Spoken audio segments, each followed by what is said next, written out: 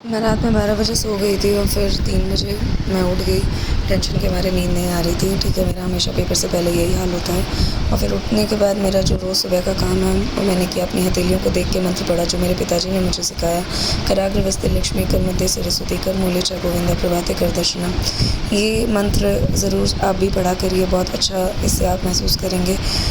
तो सुबह के 3 बज रहे थे और फिर उसके बाद मैं उठ के फटाफट टेबल पे बैठ के अपना पढ़ने बैठ गई, क्योंकि अगर मैं बिस्तर पे ही बैठ के पढ़ती रहती तो फिर मुझे नींद पक्का आती।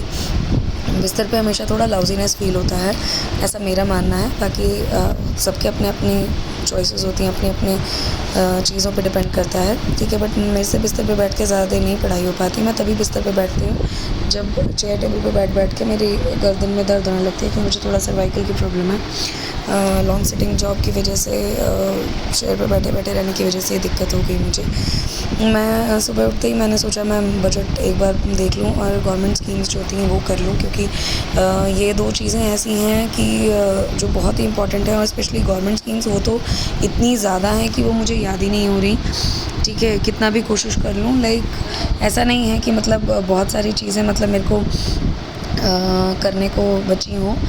पीसीएस के पेपर के लिए मैंने काफ़ी रिवीजन किया था, तो उससे हेल्प मिली है। बट हाँ, कई जो अभी न्यू स्कीम्स हैं जैसे निपुण वगैरह थी, है ना।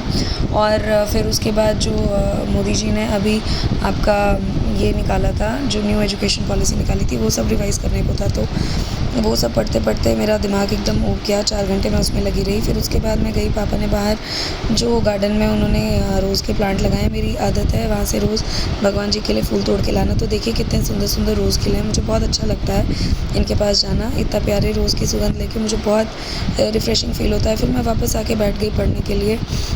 1 घंटा जब अपने माँ बाप के साथ मैं बात करती हूँ, ऐसे ही गार्डन में चली जाती हूँ, तो मुझे अच्छा लगता है। तो 3 से 7 बजे तक मैंने पढ़ाई करी थी। फिर 7 बजे मैं चली गई थी उधर गार्डन में। फिर मम्मी पापा से बात करके थोड़ा बहुत अपना योगा वगैरह करके 8 बजे मैं वापस आ गई पढ़ने के लिए।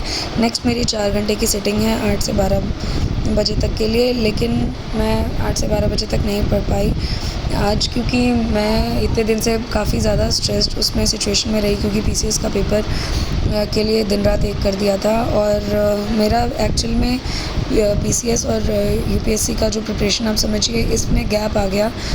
बाकी बच्चों की तरह मेरी प्रिपरेशन कॉन्टिन्यूसली नहीं रही, ठीक है। सिविल्स की तरफ मेरा झुकाव था भी नहीं, मतलब स्टार्टिंग से मेरा, क्योंकि पहली बारी में फर्स्ट अटेम्प्ट में ग्रेजुएशन के बाद ही गवर्नमेंट जॉब में सिलेक्शन हो गया, तो मैं इस तरफ ध्यान नहीं दे पाई थी। 2016-2019 में पीसीएस दिया था और भगवान जी की दया से, फैमिली के आशीर्वाद से प्री क्लियर करके मेंस भी लिखा था मैंने।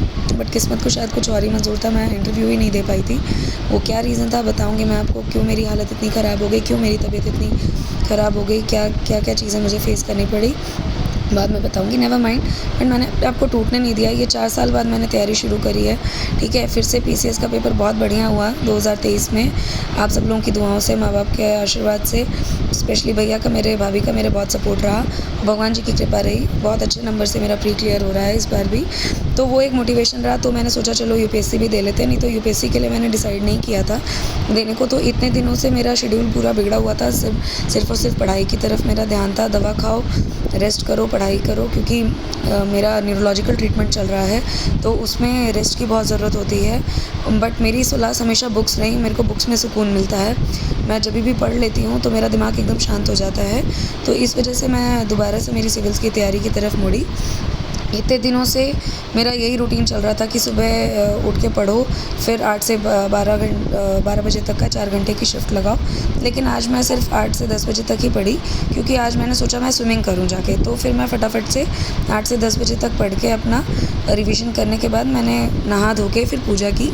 ये मेरे लड्डू गोपाल जी हैं जो मुझे बहुत प्रिय हैं, और ये मेरे शिव जी महाराज, ठीक है, ये मेरे तिरुपति बालाजी महाराज, मेरी चामुंडेश्वरी माता जी, क्योंकि मैं मैसूर में रही हूँ, और ये मेरे सारे भगवान जी। मेरे को बहुत अच्छा लगता है पूजा करके। और फिर मैंने अपनी स्विमिंग कॉस्ट्यूम डाली, मस्त। मैं खुश हो गई कि आज इतने दिनों बाद मैं जाके स्विमिंग करूँगी।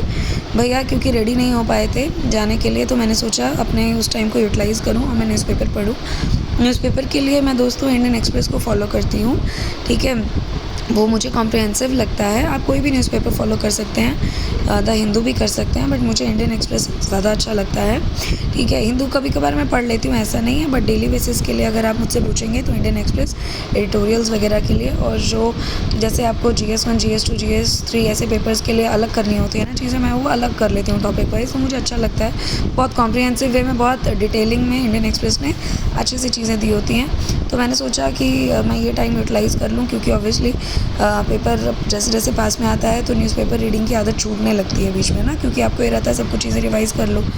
तो भैया जब तक तैयार हो रहे थे तब तक मैंने सोचा कि मैंने तो अपना स्विमिंग कॉस्ट्यूम पहन ही लिया, मैं पढ़ लेती हूँ न्यूज़पेपर पढ़ने के बाद मैं मम्मी के पास गई और मैंने बोला मेरी चोटी बना दीजिए, क्योंकि बाल लंबे हो चुके हैं और आप ऐसे खुले बालों के साथ तो जा नहीं सकते स्विमिंग पूल में। ठीक है, तो मेरी आदत है मैं मम्मी से अपना ब्रेड्स बनवा लेती हूँ, चोटी बनवा के उसको मैं जूड़ा बना के और उसको स्विमिंग कैप के अंदर डाल लेती हूँ। और इसी टाइम में मैंने सोचा मम्मी से थोड़ी बहुत बात भी कर लेते हैं। मम्मी मेरी खुश हो गई कि चलो आज इतने दिनों बाद मैं स्विमिंग पे जा रही थी, थोड़ा अपनी हेल्थ पे ध्यान दूँगी। नहीं तो यही हो रहा था कि बस क्योंकि न्यूरोलॉजिकल ट्रीटमेंट जब चल रहा होता है ना दोस्तों, तो आपका कुछ फिज़िकल एक्टिविटी करने का मन नहीं करता है, क्योंकि दिमाग आपका बहुत ज़्यादा ट्रॉमेटाइज़ हो चुका होता है। ठीक है, वो क्या क्या सिचुएशन रही मेरे साथ मेरे जीवन में बाद में बताऊंगी, बट मैंने कभी मुस्कुराना नहीं छोड़ा। और फिर मैं जब स्विमिंग करके बाद में आई 1 घंटे बाद, तो भाभी जी ने मेरे लिए सैंडविच बनाए थे और मैंने अनार खाया, थोड़ा अपना वापस से थोड़ी शक्ति रिगेन करने को, क्योंकि स्विमिंग करके आई थी तो मैं थक गई थी काफ़ी ज़्यादा, इतने दिनों बाद जाके स्विमिंग करी थी। तो होता है स्विमिंग में बहुत ज़्यादा एनर्जी आपकी लगती है, आपको पता होना चाहिए। तो मैंने सोचा चलो अब नहा धो के लेट के थोड़ा पढ़ते हैं, तो फिर मैं लेट के पढ़ाई करने लगी। उसमें फिर मैंने थोड़ा करंट अफेयर्स के ऊपर फोकस किया, क्योंकि करंट अफेयर्स से काफ़ी क्वेश्चंस आने के चांसेस हैं, तो करंट अफेयर्स मैंने सोचा रिवाइज़ कर लूँ।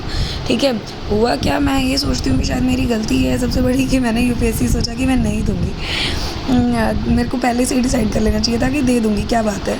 लेकिन फिर मैंने कहा चलो कोई बात नहीं, कोई दिक्कत नहीं है। पढ़ के मैं थक गई तो फिर मैं आ गई टेबल पे मम्मी ने वापस से मेरे लिए फ्रूट्स मेरे और दूध लगा दिया था, वो पी के टेस्ट सीरीज़ लगाई। और फिर मुझे बैंक जाना था, काम था थोड़ा, फिर इसलिए मुझे सूट डालना पड़ा। बैंक जाके वापस आई तो फिर मेरे को ये हो गया, मम्मी ने बोला बेटा खा लो खाना प्रॉपर, ठीक है, ऐसे अभी दूध पिया है, फल फ्रूट खाया है, तो अब खाना खा लो। लेकिन खाना खाती तो मुझे नींद आती पक्का, क्योंकि मैं 3 बजे की उठी हुई हूँ, इसलिए मैंने सोचा इससे बेटर है मैगी बना लो। ठीक है, तो मैंने उठा के फिर फटाफट गई, मैं फटाफट से मैगी बना ली और उसके बाद मैं वापस आई, तो फिर मैं अपना रिवीजन पे स्टार्ट कर दिया। ठीक है, मेरे को थोड़ा हिस्ट्री में थोड़ा इश्यूज़ था, हड़प्पन सिविलाइजेशन को लेके, वो थोड़ा मैं करने लग गई थी। और थोड़ा साथ के साथ ही मैंने साइंस की जो मेटल्स के टॉपिक होते हैं आपके ओर्स वगैरह, वो मैं देखने लग गई थी। और हाल ही फ़िलहाल में जो चीज़ें मिली, वो बीच में मम्मी आई और उन्होंने बोला कि बेटा खा ले, क्या मैगी खा रही है बार बार। ठीक है, फिर मैंने बोला मम्मी रुक जाओ 2 मिनट प्लीज़, मेरे को ये कर लेने दो। ठीक है, लेकिन मुझे नहीं पता था कि वो मैगी खा के थकान भी वही रखी थी कि मैं सो जाऊँगी। मैं सो गई थोड़ी देर, आधा घंटा मैं सोई और फिर वापस से मैंने कपड़े वपड़े चेंज करके बैठ गई पढ़ने। लॉन्ग सिटिंग करने की हिम्मत नहीं हो रही थी चेयर पर बैठ के, क्योंकि मैंने बताया कि स्विमिंग किया था ना इतने दिनों बाद, तो आपके टॉर्सो पे बहुत इफेक्ट पड़ता है, शोल्डर्स वगैरह बहुत पेन कर रहे थे। तो फिर मैंने सोचा कि मैं स्टडी टेबल लगा के बेड पे ही पढ़ने लगूँ। ठीक है, फिर उसके बाद मैंने DAIS की एक टेस्ट सीरीज़ थी, जिसमें मैंने आपको बताया था PCS में भी कि गवर्नमेंट स्कीम्स उससे बहुत अच्छे से रिवाइज़ हुई थी। मेरा मेन डर मुझे गवर्नमेंट स्कीम्स को ही लेकर था, क्योंकि बहुत हौच पौच हो रहा था दिमाग में। तो मैंने सोचा कि वो गवर्नमेंट स्कीम्स वाली टेस्ट सीरीज़ निकाल के उसमें से जो टेस्ट सीरीज़ हैं वो मैं करने लगूँ। लेकिन फिर उसमें से गवर्नमेंट स्कीम्स में जब करने लगी, दिमाग इतना मैंने बताया उथल पुथल हो ही रखा था। मेरा माइग्रेन का सर में दर्द पकड़ गया बहुत ज़ोर से। ठीक है, इतना ज़ोर से कि मेरे को अपना सर मतलब ऐसे ही मतलब पटकना पड़ता है, ठोकती रहती हूँ सर को अपने, तो थोड़ा मेरे को दर्द में आराम मिलता है।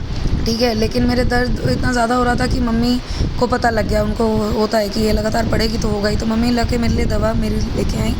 ठीक है, तो फिर मैं दवा खाई और दवा खाने के बाद थोड़ा ड्राउजीनेस होता है दोस्तों, क्योंकि थोड़ा सेडेटिव्स होते हैं। ठीक है, नींद आती ही आपको, तो मैंने सोचा मैं हेड डाउन ही कर लेती हूँ।